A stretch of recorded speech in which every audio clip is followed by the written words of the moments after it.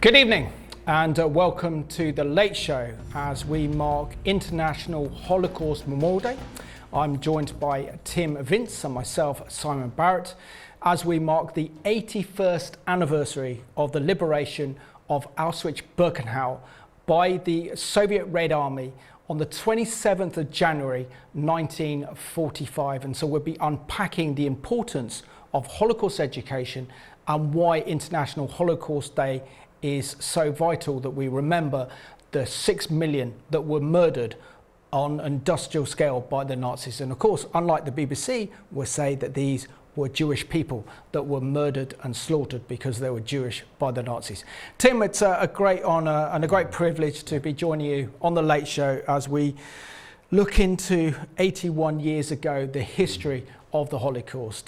Share with us your kind of first memories of when you first become aware of the Holocaust. Yeah, so first thing to say is that it's more and more important every year that passes that we, especially Rev TV and churches, recognise what happened. But I was a little boy crawling around, looking at my dad's bookshelf, and often you have the heaviest books at the bottom, and there was, I wasn't really much of a reader, but there was this graphical book called Pillar of Fire, and obviously I understood the story of Moses, and then I opened it and saw all the graphical images of the Holocaust. It shouldn't really have been on the bottom shelf, but I never forgot it, and through my early childhood just pondered on why there would be such evil in the world. We've all experienced, evil and bullying and things like that, but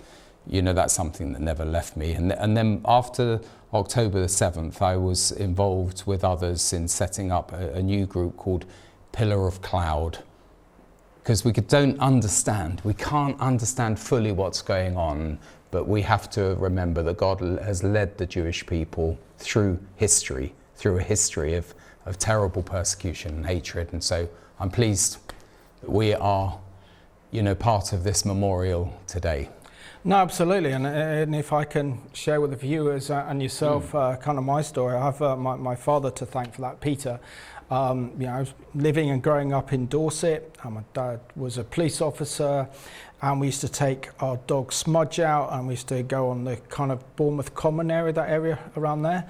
And my dad would have long conversations with me about the Second World War, and I think I have my passion and interest from history for my father, and telling me stories probably in the mid-80s when I was around kind of 10 or just over 10 about the Holocaust, and so that's when I became aware of it. And then of course you had TV programs and others, and of course Schindler's List came out that really did put the Holocaust really on the map with that film in the early 90s, and ever since then, the more that you discuss Israel, the more you peel what I consider Jewish history is like an onion. You can't ignore the Holocaust because that is still casts a dark shadow over the Jewish people today, over 81 years ago, since the liberation of Auschwitz-Birkenau and the end of the Second World War. There are Jewish families still with Holocaust survivors and loved ones, and the big question is, what would the world look like if there wasn't been the Holocaust? How many Nobel Peace Prize winners would have emerged today? How many different inventions would we seen invented? The world would be a totally different place. It's absolutely true. And of course, growing up in a Christian home where, there was no, equivocation on the nature of evil and Satan and hatred for God's people. And of course, we were born after the war years, but very much conscious of Israel and the hatred, even from a young age, from the Yom Kippur War onwards, the hatred, and Entebbe, Munich, what's happened against the Jewish people, or Israelis. I've never seen a disconnection between the two. No, absolutely. So just a reminder, we are live and interactive tonight, so we'd love your views and your comments. Is International Holocaust Memorial Day still relevant in the current climate, and why is it important that we remember it? So there, give you some kind of facts, some chilling facts about the Holocaust, and particularly about Auschwitz-Birkenau. So Auschwitz-Birkenau was liberated by the Soviet forces on the 27th of January 1945. Over 1 million Jewish people were murdered at Auschwitz-Birkenau. Hitler and the Nazis were responsible for the industrial murder of over 6 million Jewish people during the Second World War, which amounts to the biggest genocide committed in human history. The Russian army found at Auschwitz 88 pounds of eyeglasses, hundreds of prosthetic limbs, 12,000 pots and pans, 44,000 pairs of shoes. If it were not for the Armenian genocide in 1915, then maybe the Holocaust wouldn't have happened, where 1.5 million Armenians and other Christian minorities were murdered at the hands of the Ottoman Turks, where the Germans were the overseers. And I suppose when I first came into real contact with the Holocaust had to be in 1996, when I attended 3 months program with the Hebrew University of Jerusalem, and actually then visited Yad Vashem, the Holocaust Museum. And I just remember walking around the grounds then, and they had one of the carriages that they used to deport the Jewish people to Auschwitz-Birkenau, one of the Nazi death camps. And I remember seeing something written on chalk, and I still remember this now, and it said, "If you see my son Yoni, tell him," that was it. That was it. And that had me in tears.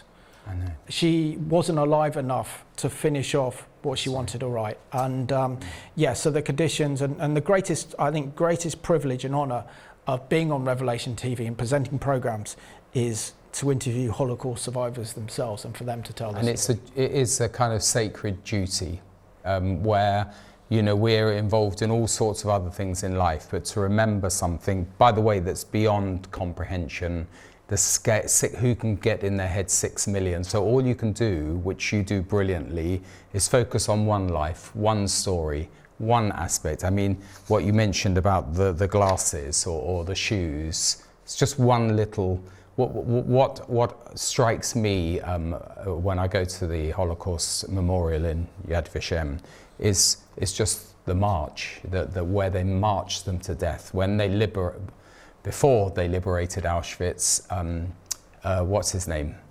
Himmler wanted to cover over the traces, so he just marched them to their deaths. And the places they marched through are all the villages and towns of my wife's area where she grew up. So that's something you never forget. And it'd be interesting to know from your wife if she was actually educated on Holocaust education. We know that quite strong, because the East Germans, it was East Germany, and so that they justified their own brutality by saying how bad, you know, the Nazis were. So, you know, you must be communists, you know, for Frieden and socialismus, and so it's like one evil followed another, but it certainly wasn't as evil as the Nazis. Absolutely. But why do you think 81 years on and International Holocaust Memorial Day came into being through the United Nations General Assembly in 2005. So ever since 2005, so for 21 years now, we have been marking and commemorating International Holocaust Memorial Day as a testimony to what happened over 81 years ago. But the interesting thing is that in Britain, I think when Douglas Hurd was the Foreign Secretary, it was after the Berlin Wall came down, that's when it seemed suddenly there was a revival of the memory of the Holocaust. And I think in Britain, we had our Holocaust Memorial, you know, and Remembrance before this International Day was instituted. But what a shock that it should take all those years. You still look back and think, why was it only in 2005 when they instituted this day? I think primarily because the Holocaust survivors themselves, that's a fair point. They didn't want to share their story. They just wanted to get on with life. And it wasn't until the survivors got to about into their 70s and then into the 80s saying, I need to tell my story. Yeah. Even Israel didn't focus on the Holocaust survivors. To the Israelis, sadly, they were a bit of an embarrassment. These were the weak Jews. We're the strong Jews. That's true. We fought for this land. Yeah. And that kind of they had within Israeli culture and Israeli society right throughout the kind of 1950s and 60s, even going into the 70s, dismissed a lot of the survivors who were desperate to tell their story. But then I think something happened, really, I think, with the fall of the Berlin Wall, which meant that stories about the Holocaust could be told for the first time. Exactly. They could go through archives. They could visit places where the Holocaust actually happened in Eastern Europe with the fall of the Iron Curtain. And this just brought whole new material to life. I've got one. I mean, the first email's a strong one from Eddie. A recent survey has found that 5% of UK adults do not believe the Holocaust took place. Rational people need to fight the insidious spread of disinformation. Holocaust denial happens to be the most disgusting form of nonsense. Yes, it is. And the amazing thing is that Satan, he can twist things, you know. You think of the Garden of Eden, how he twisted what God had said within a few minutes. Goebbels said they won't believe it would just be a statistic. You mentioned about the Armenian genocide as well. So, you know, there's a cynicism out there, and we've had our historian as well, haven't we, David Irvin, who said that, you know, it was never Hitler's intention, even though Hitler said it in 1922. That he wanted to string up all Jews in Munich, you know, on a gallows until they rotted. And so it was his intention very early on, and he put it in Mein Kampf. So that no respectable historian could say, you know, one, that they didn't plan to do it, and two, that it didn't happen. I mean, the other aspect to that one as well is that, yes, we have Holocaust deniers, but now we have October the 7th deniers, and I met enough of them to actually believe that they actually believe that Israel carried out a false flag operation and massacred their own people as a pretext to invade Gaza. And this is the great warning, isn't it? That's dangerous. This exactly. is the great warning. So what happened in the 1930s and 40s with these lies? It's happening again today in 2026. But don't you find it interesting? I mean, like, if you look at Holocaust education and the way that the Holocaust is portrayed. So on International Holocaust Memorial Day, which was on Tuesday, all full of news reports. There were various, throughout the whole country, Holocaust memorial events taking place.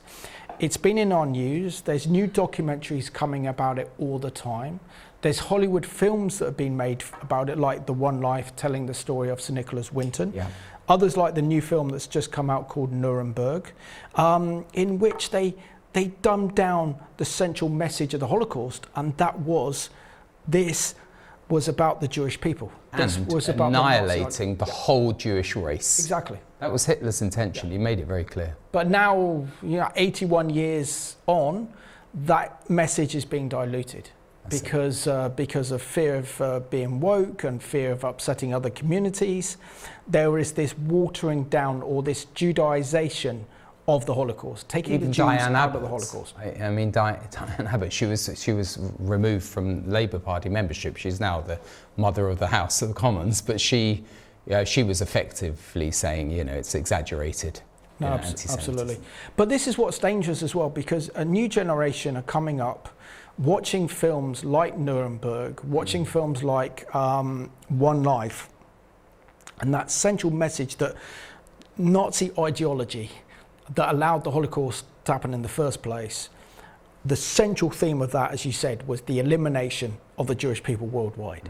We are not getting that message out of those films. Now, there was one superb TV series that was on air a couple of years ago called Masters of the Air that followed the US B-17 bomber crews as they flew over to bomb Germany. And many of them were shot down, and they saw a lot of Jewish people being deported on the trains, and you saw that. But you also saw that one of the pilots of one of these B-17 flying fortresses was a character called Rosie, who was Jewish. And he landed in Soviet territory as the Russians were moving in Berlin. And he saw with his very own eyes what the Nazis did to the Jewish people. So he dedicated his entire life to promote Holocaust education. But it showed it in that film. Excellent. And so watching that TV series, Masters of the Air, you know that this is exactly about the Holocaust. You know this was exactly about Jew hatred, which now a lot of films don't actually convey that message, or TV dramas. And this is why future generations have a disconnect between the rise of Jew hatred today in Britain and around the world in 2026 to that of what happened over 81 years ago on the continent of Europe with the Holocaust. I'll read a couple more emails and texts. This one's anonymous, but just says, I believe in Germany and Israel it is illegal to deny the Holocaust. Should the UK follow, it is illegal in Germany, except that they've imported probably about 2 million immigrants who all are Holocaust deniers and so hostile to Israel. They I'm talking about from Syria and from other countries, from Turkey. So they have a problem in Germany, but it is illegal to deny the Holocaust, and of course it would be in Israel, and of course it should be also here. I'll read a couple more emails. Yeah, go for it. Paul and Ruth, there are so many that deny the Holocaust ever taking place. Astonishingly, there are so many proofs that it took place. There were many Jewish artists that painted and sketched the atrocities and managed to inform many outside countries of the truth that were so dreadfully ignored. The Holocaust should never be forgotten. And David just says, amazingly, the same seemingly intelligent people not only dismiss the existence of the Holocaust, but also dismiss, as you've said, October the 7th as having never happened. This is heartbreaking to those of us who love the Jewish people with all our hearts. Yeah, it's the world we're in. Amazing email. So, in fact, the potential for deception has never been greater. No, absolutely. So I was very privileged on Tuesday to record an interview with Henry and his lovely daughter Hope. And Henry is a Holocaust survivor who will be telling his accounts of what happened to him during the Holocaust on the Middle East Report on Friday. But here is an extract of what they said about the dangers of rising Jew hatred and the importance of Holocaust Memorial Day. Henry and Hope, it's an absolute honour that you can join us for the Late Show as we mark International Holocaust Memorial Day. Henry, you will be unpacking your inspirational and remarkable story of how you survived the Holocaust on the Middle East Report this week. But as we are marking this week International Holocaust Memorial Day, the 81st anniversary since the Soviet Red Army liberated the notorious Nazi death camp known as Auschwitz-Birkenau, that also marks International Holocaust Memorial Day. Share with your thoughts on the importance of International Holocaust Memorial Day and the importance of Holocaust education in this climate of rising Jew hatred. The way things are going all over the world practically, the rise of anti-Semitism is so blatantly obvious everywhere, and for apparently no real reason. It just came out of nowhere, and really it reminds us that we have to always be on our guard. Unfortunately, the longest hate event in history, 2,000 years, has not finished. Our rabbis actually say, in every generation there will be those who will come against you. Well, all those that came against us are gone, but there's always new ones. Yeah. But the Jewish people live, and they've outlived every single world empire, because God has a special hand on you as a people, and you have a glorious future. And Hope, share with us how, as a daughter of a Holocaust survivor, how you are kind of hyper vigilant regarding the rise of Jew hatred. You know its impact, you know your father's story intimately. What message do you have for our viewers about the rise of Jew hatred that we're seeing in Britain, in Western Europe, this demonization of the only Jewish state in the world, which is the nation of Israel? I think that people have to recognize it and acknowledge it, and not pretend that it isn't happening, or that the Jew hatred has nothing to do with the state of Israel and the hatred of the state of Israel. And we've been saying for a long time now that anti-Zionism is the new form of anti-Semitism. And Douglas Murray put it very well, saying that for thousands of years, anti-Semitism has been a shape-shifting virus, and today's manifestation of it is hatred for the Jewish state, the one and only Jewish state in the whole world. So when we saw hundreds and thousands of people taken to the streets in Britain, but not just in Britain, all across Europe, America, and so on. It was horrifying for us. And we're screaming from the rooftops, never again is now. But we're afraid that people aren't listening. And they've seen such horrific images from Gaza that have been forced upon them by the mainstream media. They think there's a good reason for all this animosity towards Israel. So we have been trying our best to get the truth out there as much as possible, having conversations with people, sharing the truth on social media. Certainly since the 7th of October, I've been doing that every day, several times a day, because I have to counter all the lies and disinformation that I see in the news every day. So people have to just acknowledge it and not try to sweep it under the carpet, because as you said, what starts with the Jews doesn't end with the Jews. Absolutely, the rest of civilization is under threat. And Henry, do you have a message for our viewers as a Holocaust survivor and someone who has such a powerful message to share, because you experienced the Holocaust firsthand? Even though you're a baby, even though you're a toddler, those memories are still very, very fresh. You lost both your parents. Share with us what our viewers can do in this climate of Jew hatred to stand in love and solidarity with our Jewish brothers and sisters, but also to stand with the only Jewish state in the world, which is the nation of Israel.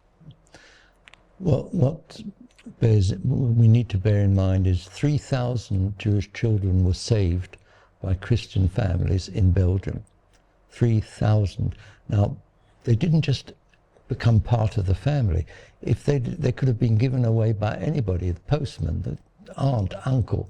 They actually stuck their heads above the parapet. They were probably the silent majority, but in this case, they were not silent. They realized that there was something they had to do, and they were drawn to do it, and at the very, very heavy risk of their own lives, they could have been easily taken away and shot in some cases.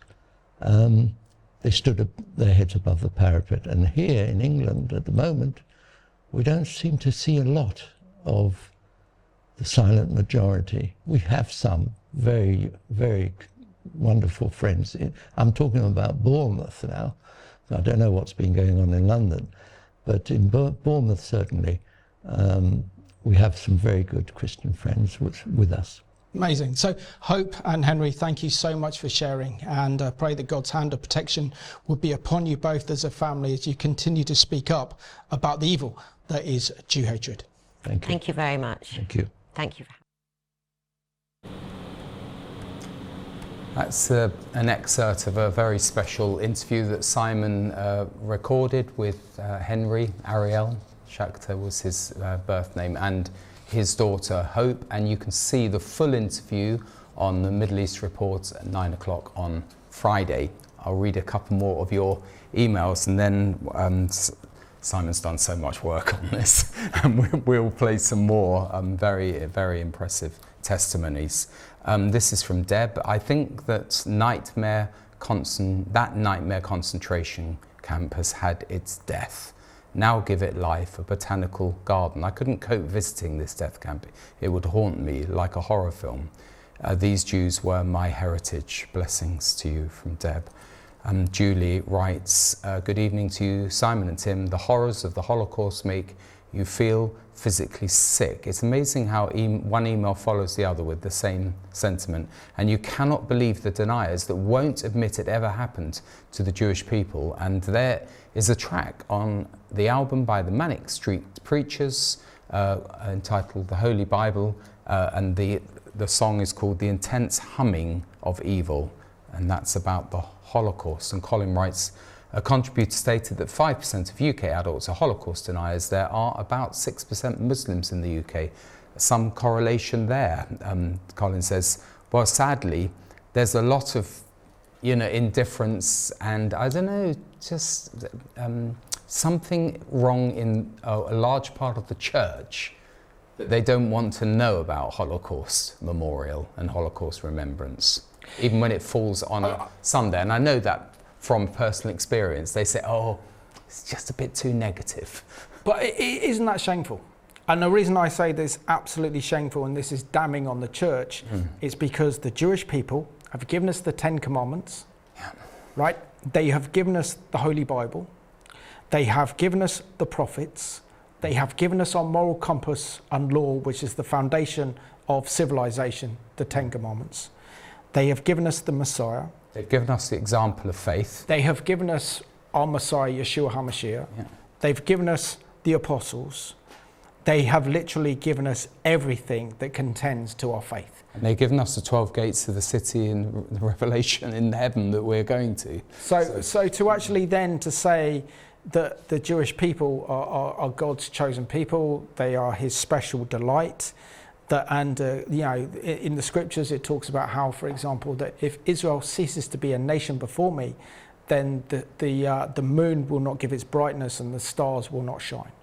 So effectively, we see the moon shining. And I think the burden that we have coming from, let's say, the evangelical stable is how many evangelicals are just embarrassed or just don't want to talk about, you know, our Jewish heritage, don't want to talk about Romans 11.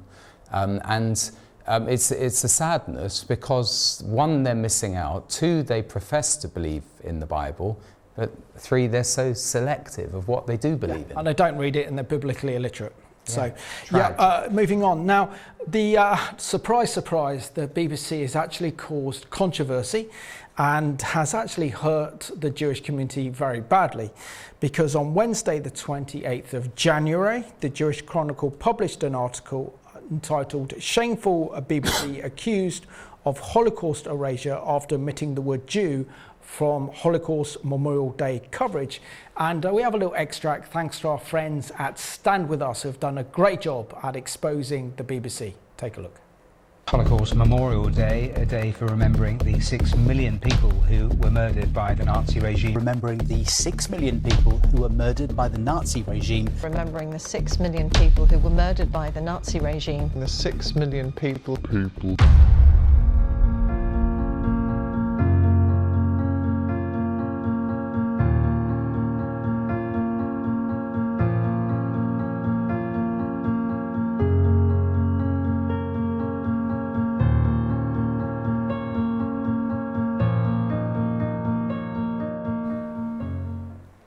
And the big question is, could the BBC sink any lower than they have with those reports? And that was courtesy of our friends with Stand With Us. I can't get over how shameful that is. This was 6 million precious Jewish lives that were murdered in the most horrific way on an industrial scale by the Nazis, and yet the BBC and all of their reports we saw there couldn't mention the fact that the people that were murdered were Jewish. And this is the point. 6 million Jewish people. But they said people because it takes away that Jewish element. I'm afraid it does look blatant. And this is the BBC that has Unspun World with John Simpson. And I promise you there will be absolutely no spin. It has BBC verified it. They pride themselves in absolute detail. You know, they won't say Hamas is a terrorist organisation. They say, oh, some governments. They want to be meticulously accurate. And then when it comes to something like this, they have edited it out. This isn't inadvertent. This is on repeated programmes where they're thinking, no, we can't credit anything to the Jewish people because of Gaza. Yeah, but this is their obsession. If President Trump, which he is suing the BBC for billions, could even be in the region of 6 to 10 billion, then can't the Jewish community also then sue the BBC for hurt? And we've got some comments, so just give you a reflection of the reaction to the BBC on their news reports talking about the Holocaust but omitting the word Jewish people. So we have the French philosopher Bernard Henry Levy, who accused the corporation of Holocaust erasure and said the error was shameful and disgusting. Karen Pollack, who's the CBE Chief Executive of the Holocaust Educational Trust, said the following: abuse of the memory of the Holocaust is an insult to victims and survivors. And she said any attempt to dilute the Holocaust strips it of its Jewish specificity. Of course, to contemporary events is unacceptable. on any day. On Holocaust Memorial Day is especially hurtful and disrespectfully wrong. And then we also see that the former Jewish director of the BBC, Danny Cohen, has said the following. He says, failure marked a new low point for the national broadcaster. By the way, they have a problem with people as well. So they said people. They didn't say Jewish people. Martine Croxall, who's in this list of presenters, in fact, she was on that that excerpt there. She got into trouble by saying, when she was having to read birthing people, she said women, and then she got into trouble and she was suspended for a while. Now, the BBC are woke, and there's a connection. They're woke in that they won't accept Israel. And they're woke in that they won't accept that a boy is a boy if he's born a boy. Let's put it that way. Can I just finish the quote? Because I think what Danny Cohen says is so significant. So he continues to say, it's surely the bare minimum to expect the BBC to correctly identify that it was 6 million Jews killed during the Holocaust. To say anything else is an insult to their memory and plays into the hands of the extremists who have desperately sought to rewrite the history of the truth and the history of its greatest crime. This will be very painful to many in the Jewish community and reinforce the view that the BBC is insensitive to the concerns of British Jews. By the way, that is it's taxpayers funded money. So our taxpayers' money is going into funding the BBC. They're being sued by President Donald Trump. Trevor Asserton has written a 10,000 page report, 10,000 word report, on how the BBC after October the 7th didn't verify its facts, and some horrendous findings in his report, and they still haven't come to the terms, the fact that BBC is institutionally anti-Israel, and of course now they're anti-Jewish because they can't mention the fact that the Jews are mentioned during the Holocaust. And by the way, one of the BBC World News, segments with Martine Croxall, I think, was interviewing Susan Pollack, and Susan, who you've interviewed, who came with us on, amazing lady, came with us on a tour to Israel, just charmed the socks off the whole group. A very special lady. Thankfully, she's still around and she was interviewed. But I think we've got an extract of one of your interviews with her. Yeah, and Howard's as well. But before we do that, it's amazing that there's actually been a play made about Susan Pollack's life, and this was a special interview that Howard and myself did on the Late Show, I think back in 2018 or 19. It would have been 2019. So let's take a look at Susan Pollack sharing her remarkable story of how she survived the Holocaust. So a few days later, maybe six days, perhaps, we arrived. The doors were open. Fresh air, wonderful. We got somewhere. And then the terror hit us immediately.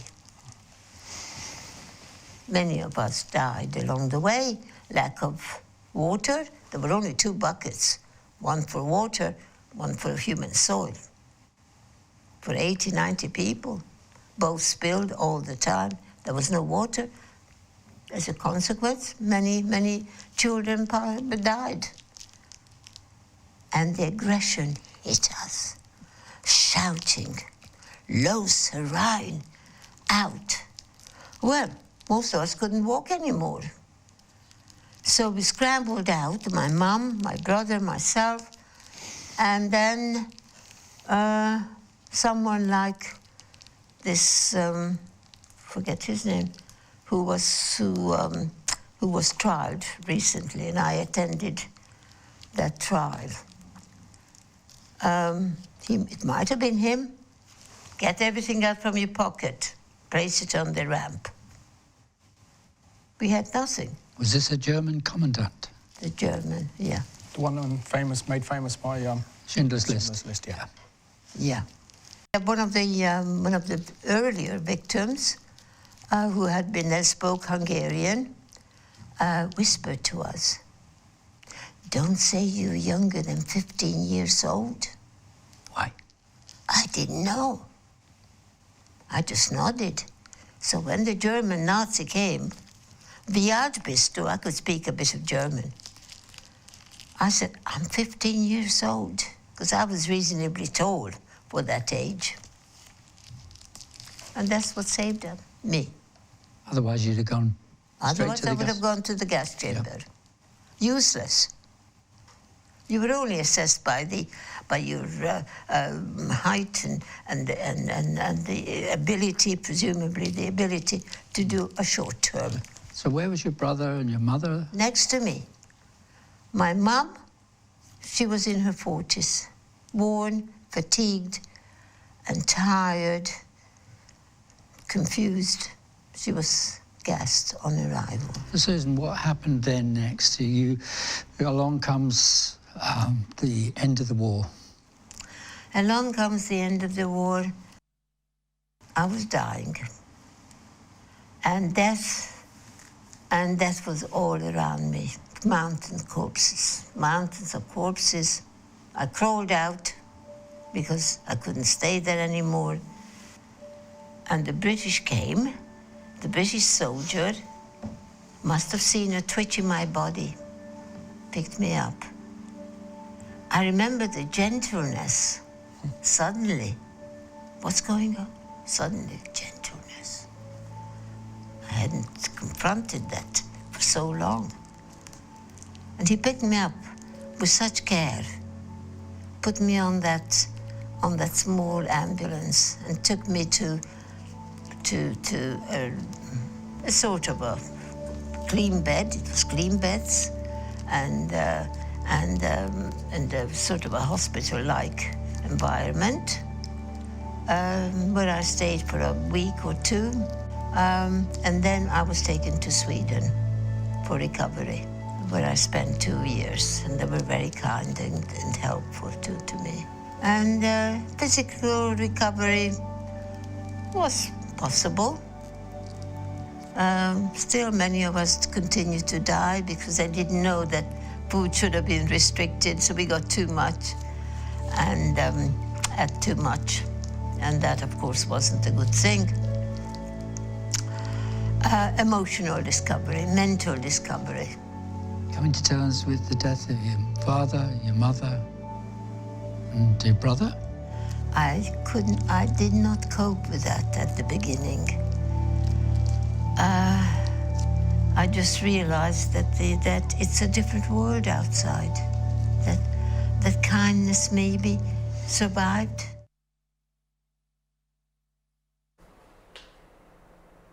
So that was the legendary Susan Pollack, MBE, and they've even decided to do a theatre production about her story, and she's constantly in the news speaking up against Jew hatred and educating generations and generations about the Holocaust. And of course, she's our special Revelation TV Holocaust survivor who came on that infamous and incredible Revelation TV trip to Israel back in 2009. It's very moving just to see her brother, that, you know, just immaculately well, you know, laid out, and that's just, again, you know, that's one story of 6 million people who perished, and absolutely, it's quite difficult to grasp it.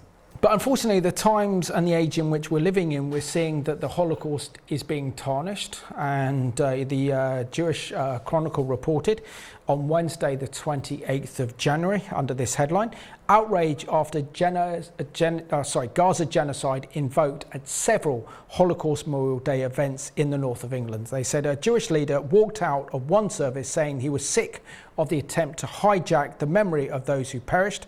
A Jewish leader has voiced outrage after councillors and activists invoked the Gaza genocide at Holocaust Memorial Day events in cities in the north of England.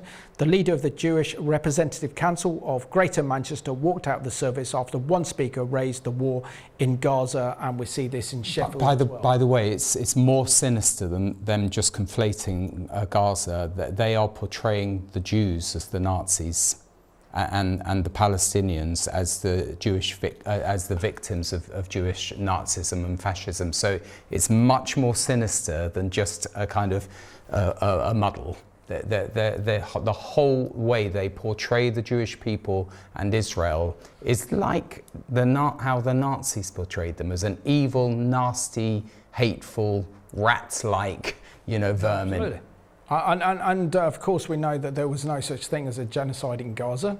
The people in Gaza were not starving with the amount of aid that was being handed out in Gaza, but our mainstream media wanted to portray that narrative. Our government wanted to portray that narrative, and again, is that demonization of the Jewish people. By the way, Hitler effectively, his message, and Goebbels, was that there's a genocide against the Aryan Germans, so we got to get rid of the Jews. So it's the same kind of echo of history. It's wicked. But surely if the places, and it's so important to mark International Holocaust Memorial Day, so important to have events on, and then to find out that this has been hijacked it's heartbreaking. by many individuals who are wanting to say, well, let's speak about the genocide in Gaza and compare to what happened in Gaza to what happened in the Holocaust. The Holocaust was the systematic annihilation of an entire race of people. If Israel was or did commit a genocide, then Israel could have easily bombed Gaza into smithereens, and there would have been a genocide. But instead, they did everything they could to actually prevent the loss of civilian lives. And the number of civilians killed in relation to those of the Hamas terrorists and Palestinian Islamic Jihad was about 1 to 1. Yeah. So anyway, these lies are effective because it even knocks us off our message, which is to remember the Holocaust. And we have another one of your interviews. This is with Manfred Goldberg, Simon interviewing Manfred Goldberg, MBE. And we were walking home when we turned the corner, and there was a huge, huge crowd of people standing there, blocking not the road, but the pavements and sidewalk adjoining, so that it was impossible to walk through. When my father inquired what was happening, they said, well, gosh, you don't know Hitler is coming through here, and we are here to greet him. Well, once the climate was such by then, I was born in 1930, this must have been about 1935 maybe, 34, 35. The climate was such that had we continued walking, having heard that Hitler was coming, it would have caused raised eyebrows, and we would have been sort of suspects of being perhaps anti-Nazi, which was not something you wanted to promote.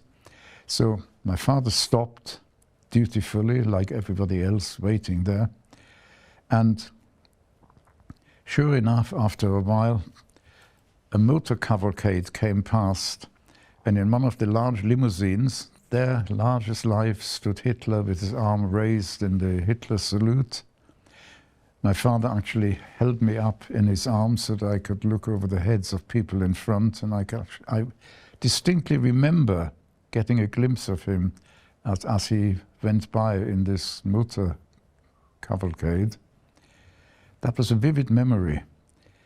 And my father actually, like everyone else, had to raise his arm and shout Heil Hitler in order not to stand out. Because by then the climate was such that if you were recognized either as a Jew or as someone who was not enthusiastic about the Hitler regime, that was bad news, which more likely than not could have bad consequences. That's extraordinary, Manfred. Life went on like this until late, very late in 1941. There was a ring at our door. Two of those brown-shirted military men told my mother she had 10 minutes to pack a case for the three of us, and they advised her to pack some food and water. They waited while she packed, and then they accompanied us, took us to the nearest railway station, where we found a crowd of Jews waiting already, each accompanied by a similar suitcase. When the crowd had grown to around 1,000 souls, we were packed into a train. We were not given any destination, and we set off on a journey which lasted 3 days, 3 nights, We had no idea where we were being taken. We were not given any food. We had to live on the food my mother had packed. The train stopped. We were ordered out, and we found we were now surrounded by armed guards. They formed us into a long column and walked us into or through a town which we found out was called Riga, the capital city of Latvia.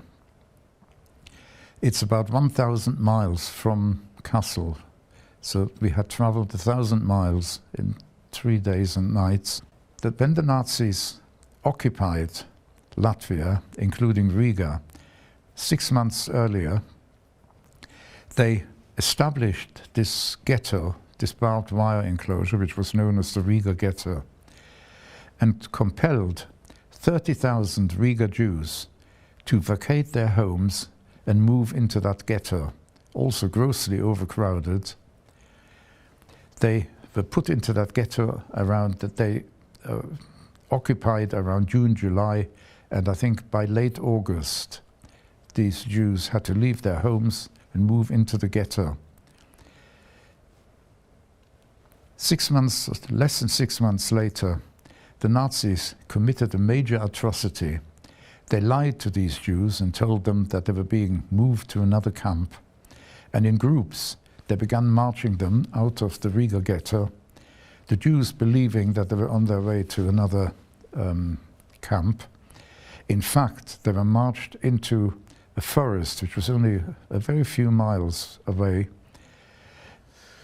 in which they had prepared 3 enormous pits dug by, I believe, prisoners of war, who, I'm told, that this is hearsay, were murdered after they'd finished digging this so that they couldn't spread what they had done.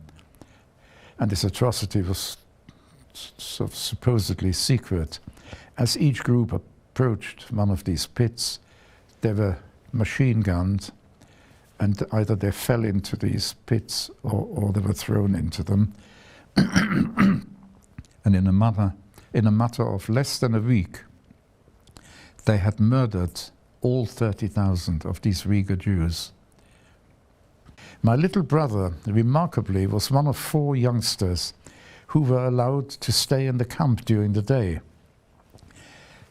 We really thought that they had a human spark in their hearts allowing them to live, because we knew in labor camps, and if you didn't work, you didn't live.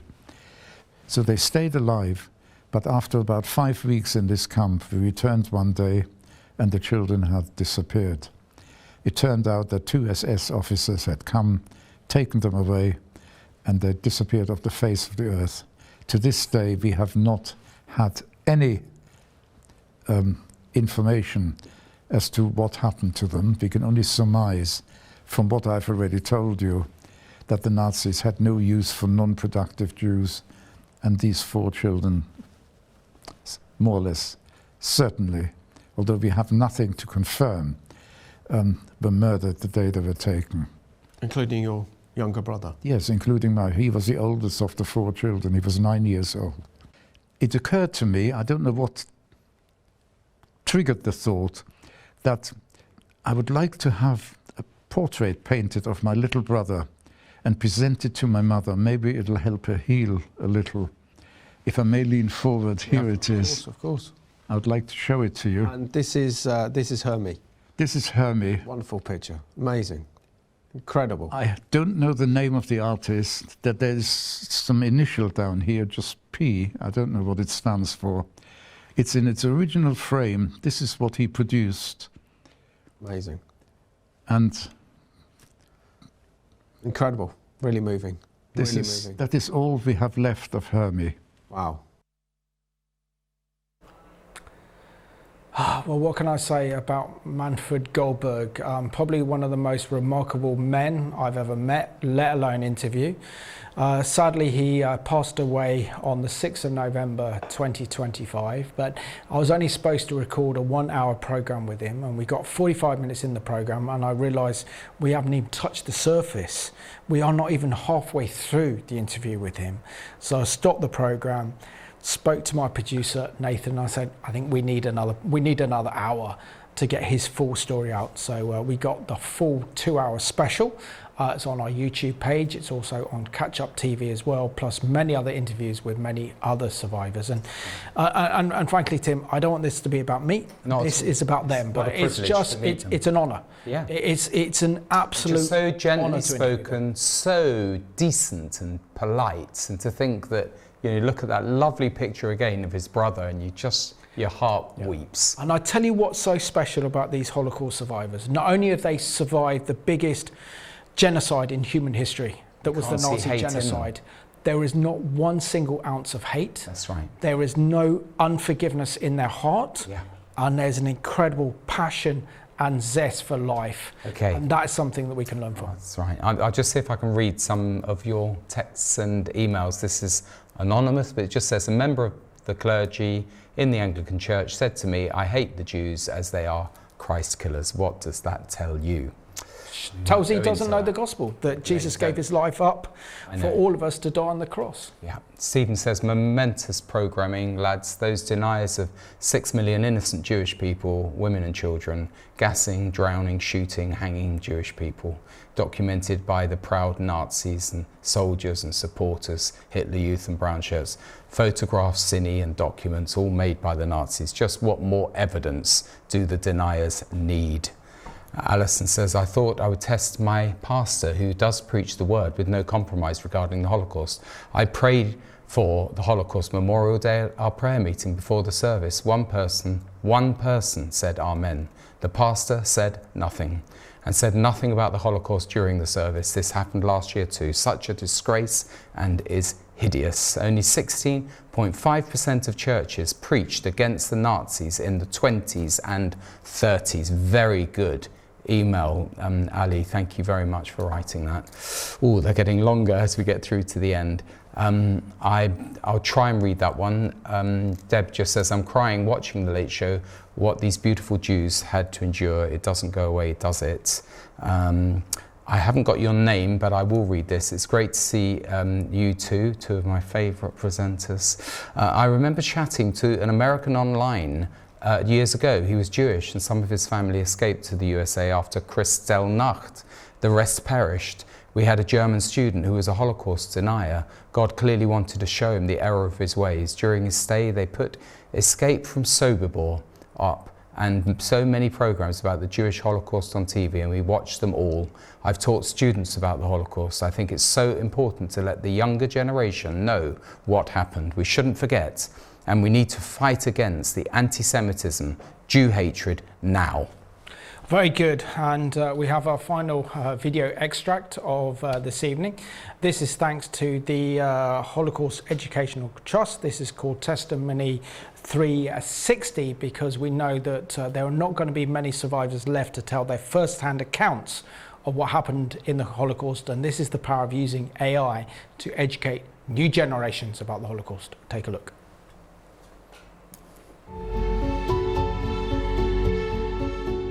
Holocaust survivors have endured the worst of humanity. They've lived through unimaginable horrors. Ghettos, camps, slave labour, purpose-built extermination camps, death marches. But despite everything they endured, they found a way to rebuild their lives. For some of them, their new homes were built here in the UK. And in the years since, they've shown the very best of humanity. They have shared their stories, not for themselves, but for the 6 million Jewish men, women and children who were murdered by the Nazis.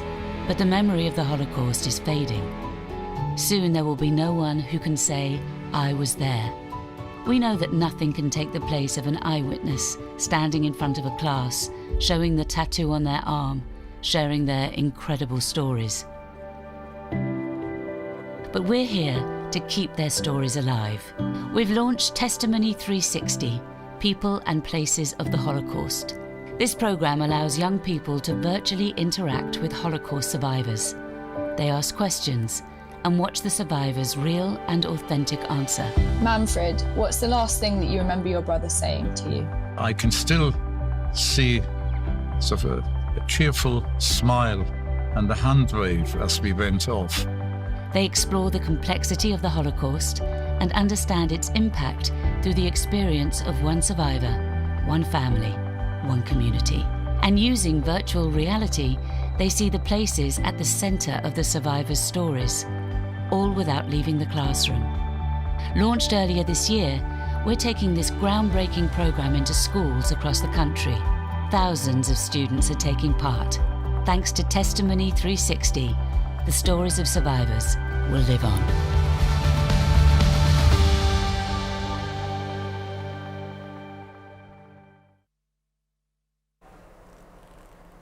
Isn't that so important? And that's the Holocaust Education Trust.